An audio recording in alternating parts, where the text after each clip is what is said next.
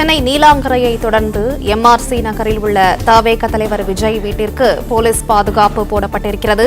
நீலாங்கரை வீட்டிலிருந்து எம்ஆர்சி நகர் வீட்டிற்கு விஜய் வருகை தந்திருக்கும் நிலையில் அங்கு போலீஸ் பாதுகாப்பு வழங்கப்பட்டிருக்கிறது. கூடுதல் விவரங்களை செய்தியாளர் கதிரவன் வழங்க கேட்கலாம். கதிரவன், வணக்கம். விவரங்களை சொல்லுங்க. தமிழக வெற்றி கழகத்தின் தலைவர் விஜய் அவர்கள் பட்டினப்பாக்கம் இல்லத்திற்கு வருகை தந்த நிலையில அங்கும் போலீஸ் பாதுகாப்பானது போடப்பட்டிருக்கிறது. காவல் ஆய்வாளர் தலைமையில 10க்கும் மேற்பட்ட போலீசார் அந்த பாதுகாப்பு பணியில ஈடுபட்டிருக்கிறார்கள். குறிப்பா கரூர்ல கடந்த சனிக்கிழமை அன்று பிரச்சாரம் மேற்கொண்ட போது அந்த கூட்டு நெரிசலில் சிக்கி இதுவரை இன்று காலை வரை 41 பேர் பலியாகி இருக்கிறார்கள். கடந்த சனிக்கிழமை இரவே கரூரில் இருந்து அவசரமாக தனி விமானம் மூலமாக சென்னை வந்தடைந்த அவர் நீலாங்கரை வீட்டில் தங்கியிருந்தார். நேற்று வரை அவர் வீட்டை விட்டு வெளியே வராத நிலையில் இன்று காலை 11 மணி அளவில் அவர் வீட்டில் இருந்து வெளியே வந்ததாகவும் அங்கிருந்து நேரடியாக நீலாங்கரை தொடர்ந்து எம்ஆர்சி நகரில் உள்ள அவரது வீட்டிற்கு வருகை தந்திருக்கிறார்.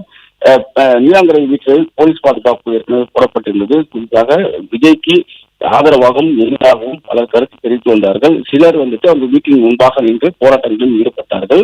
அதே போல தாவேக தொண்டர்களும் அவர் வீட்டுக்கு அவருக்கு ஆதரவாக செல்வதற்காக சென்ற போது போலீசார் அவர்களை தடுத்து நிறுத்தி அங்கிருந்து அனுப்பி வைத்தார்கள். நேற்று வரை தாவேக நிர்வாகிகள் யாரையும் விஜய் நேரடியாக சந்திக்காத நிலையில தற்போது அவர் பட்டினப்பாக்கம் வீட்டிற்கு வருகை தந்திருக்கிறார். அங்கும் போலீஸ் பாதுகாப்பானது தற்போது போடப்பட்டிருக்கிறது. இன்று அவர் சில நிர்வாகிகளோடு அந்த பட்டினப்பாக்கம் இல்லத்துல ஆலோசனைகள் மேற்கொள்வார் என்றும் தெரிவிக்கப்பட்டிருக்கிறது.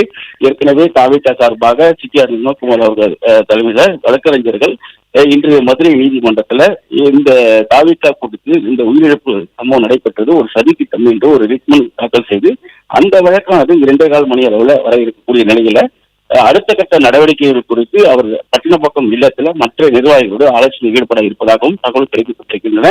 அதற்காக தான் நீலாங்கரை இல்லத்திலிருந்து அவர் பட்டினப்பாக்கம் இல்லத்துக்கு வருகை செல்லவும் கூறப்பட்டிருக்கிறது.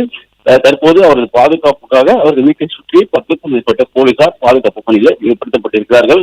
நீலாங்கரை வீட்டை தொடர்ந்து தற்போது பட்டினப்பாக்கம் இல்லத்திலும் அவருக்கு போலீஸ் பாதுகாப்பானது கூறப்பட்டிருக்கிறது.